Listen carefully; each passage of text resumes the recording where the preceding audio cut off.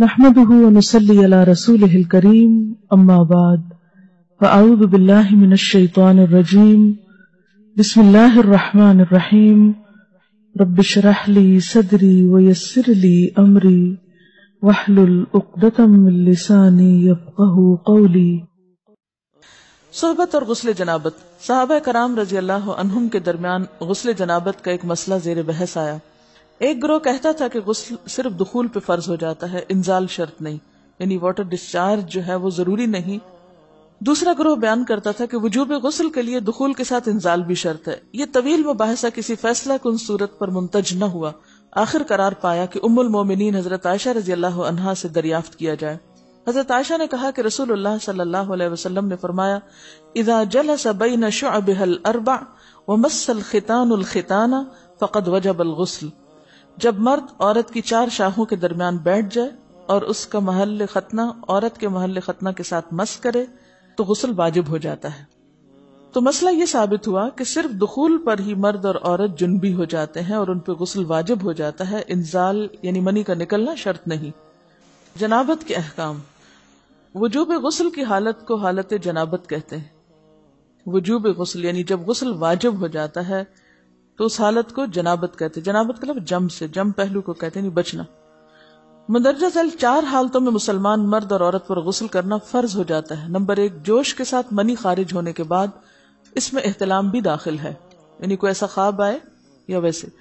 Number 2، صحبت کے بعد یعنی سیکشل انٹرکورس کے بعد۔ نمبر 3، حیض کے بعد۔ نمبر 4، نفاس کے بعد یعنی بچے کی پیدائش کے بعد۔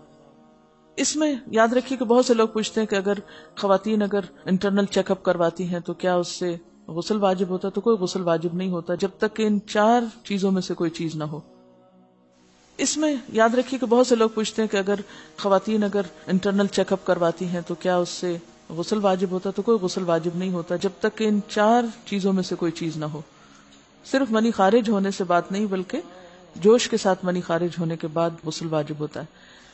رسول اللہ صلی اللہ علیہ وسلم نے فرمایا، جب تم عورت کی 4 شاخوں کے درمیان بیٹھ کر صحبت کرو تو تم پر غسل واجب ہو گیا اگرچہ منی نہ نکلے۔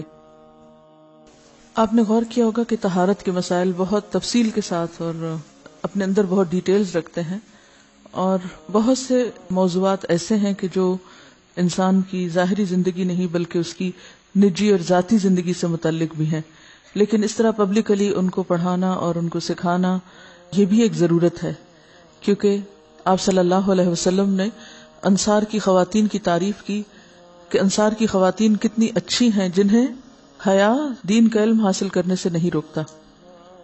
تو سوال یہ پیدا ہوتا ہے کہ آخر اتنی تفصیلات کیوں؟ اور بعض لوگ اس کو ناپسندیدہ قرار دیتے ہیں، تو ایسا کرنا ناسمجھی کی علامت ہے۔ ہم دیکھتے ہیں کہ انسان اگر اللہ کے بتائے ہوئے طریقے کے مطابق زندگی بسر کرتا ہے تو اس میں خیر ہی خیر ہے، اور وہ صرف خیر اس کی اپنی ذات تک نہیں رہتی، بعض اوقات دوسروں کی بھلائی کا ذریعہ بھی بن جاتی۔ عورت کو بھی احتلام ہوتا ہے۔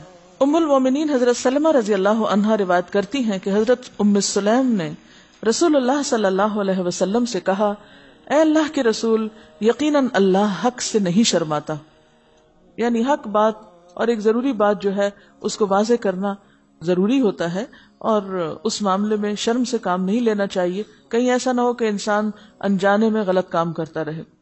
تو یہ کہہ کر انہوں نے مسئلہ پوچھا، کیا عورت پر غسل ہے جبکہ اس کو احتلام ہو؟ آپ نے فرمایا ہاں، لیکن جب پانی کا نشان دیکھے یعنی منی دیکھے۔ اس پر حضرت ام سلمہ نے شرم سے منہ چھپا لیا اور عرض کیا، اے اللہ کے رسول، کیا عورت کو بھی احتلام ہوتا ہے؟ آپ نے فرمایا ہاں ہوتا ہے، تیرا داہنا ہاتھ خاک آلود ہو، یعنی یہ ایک پیار کی ڈانٹ تھی۔ اور اس میں ہو سکتا ہے کہ مزاج کا فرق ہو، بعض خواتین کے ساتھ ایسا نہ ہو اور بعض کے ساتھ ایسا ہو، لیکن اس میں جو اصل چیز ہے وہ ایکسیسو واٹر ڈسچارج ہے۔ اس میں کہیں ایسا نہ ہو کہ لیکوریا وغیرہ کے ساتھ اس کو ریلیٹ کر دیا جائے، دونوں چیزوں میں فرق ہے۔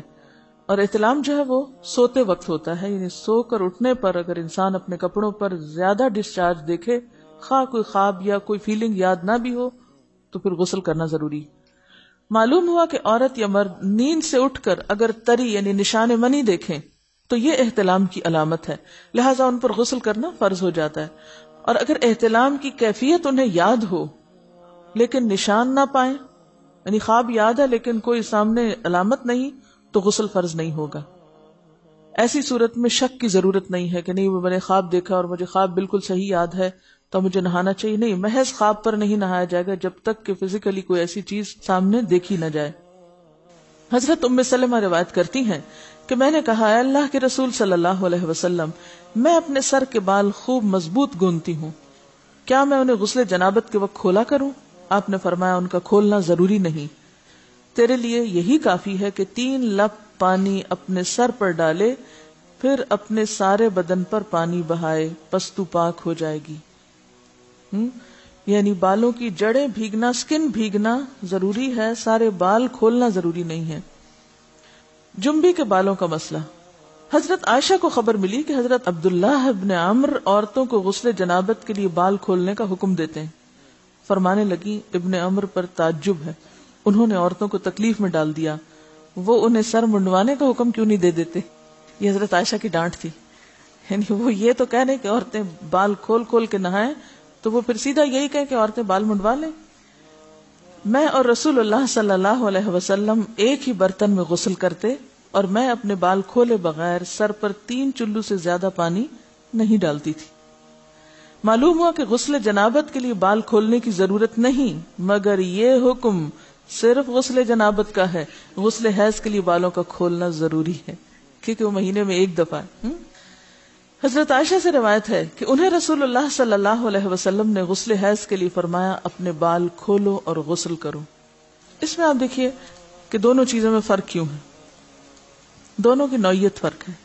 اور حیض جو ہے وہ ایک نجاست کی کیفیت بھی ہے نا، قل ہوا اذی، تو اس کے بعد نہانا اور نہا کر خوشبو لگانا خاص طور پر اس کا سارا حکم آتا ہے. لیکن غسل جنابت میں نجاست کی وہ کیفیت نہیں ہے، یعنی حیض کا خون اور منی جو ہے ان دونوں کے حکم میں بھی فرق ہے. ٹھیک ہے نا. بعض علماء کے خیال میں جو منی ہے اٹ سیلف وہ ناپاک چیز نہیں ہے، اگر کسی کپڑے وغیرہ کو لگ گئی تو وہ کپڑا ناپاک نہیں، اگر اس کو خشک ہونے پر کھرچ کے صاف کر دیا جائے تو کپڑا صاف ہو جائے گا. لیکن خون حیض پر آپ صلی اللہ علیہ وسلم کیا فرمایا، چٹکیوں سے مل مل کے اس کو صاف کر کے دھوئے. تو ان دونوں میں بھی فرق ہے، لہٰذا ان دونوں کے بعد نہانے کے حکم میں بھی فرق ہے. ایک میں بال کھولے جائیں گے اور بال بھی دھوئے جائیں گے اور بالوں کی جڑیں بھی دھوئی جائیں گی، جبکہ دوسرے عام غسل جنابت میں بال کھولنا اور پورے بال دھونا شرط نہیں. بہت سے بچے ایسی جن کی شادی ہوتی ہے اور اس کے بعد انہیں ان مسائل کا پتہ نہیں ہوتا، یا تو وہ شرم کے بارے نہاتی نہیں، یا نہاتی ہیں تو پھر وہ پورے بال دھو دھو کے سکھانے میں اور ان چیزوں میں اتنا وقت ضائع کر دیتی ہیں کہ پھر بعضوں کا شوہر کی نافرمانی اور آپس کے تعلقات میں ٹینشن، لوگوں کا خوف. تو اگر دین کا صحیح مسئلہ پتا ہو تو انسان ان تمام مشقتوں سے بچ جاتا ہے اور ایک نارمل روٹین کی لائف گزار سکتا ہے. تو اس میں کیا صرف 3 کپ پانی، 3 لپ پانی، یعنی 3 دفعہ کیوں کہ اگر ایک دفعہ ڈالنے سے پوری طرح نہیں بھیگا تو آپ یہ بھی کر سکتے ٹیپ کے آگے سر کر کے تو ساری اسکن جو ہے سر کی اس کو آپ گیلا کر لیں، پیچھے سے بال جو ہیں اگر لمبے ہیں تو ان کو ایک طرف کر دیں تاکہ پورے بال نہ دھونے پڑے، نہ سکھانے پڑے اور نہ خشک کرنے پڑے، اور باقی جسم پہ پانی بہا لیں. دوسری صورت یہ ہے کہ مگ میں پانی لے کے تو اس کو آپ تھوڑا تھوڑا کر کے پورے کو ایک دفعہ کریں، پھر اس کے بعد دوبارہ کریں اور تیسری دفعہ رول کر کے بالوں کو پیچھے سے شاور کیپ ڈال لیں اور باقی جسم پھر دھو لیں. شاور کیپ سے کیا ہوتا ہے عام طور پر کہ پیچھے کے جو سارے لمبے بال ہیں پھر وہ نیچے گر کے گیلے نہیں ہوتے، وہ آپ کے سر پہ ٹک جاتے ہیں. تو سر کی اسکن دھوئیں اور بالوں کو جوڑے کی شکل میں باندھ کے اوپر شاور کیپ پہن کے پھر باقی جسم کو اچھی طرح دھو لیں. تو اس میں آپ دیکھیں کہ جب بالکل سر کے سکن کا حصہ ہی تر ہوگا، اور یہ 3 دفعہ کرنا ہوگا، ایک دفعہ سے نہیں کام چلے کہ 3 دفعہ کرنا تاکہ کوئی بھی بال برابر جگہ سکن کی خشک نہ رہ جائے. تو اس سے کیا ہوگا کہ جتنا کم بال گیلے ہوں گے اتنے کم دیر میں ان کو خشک بھی کیا جا سکتا ہے اور کسی بھی مشقت کے بغیر.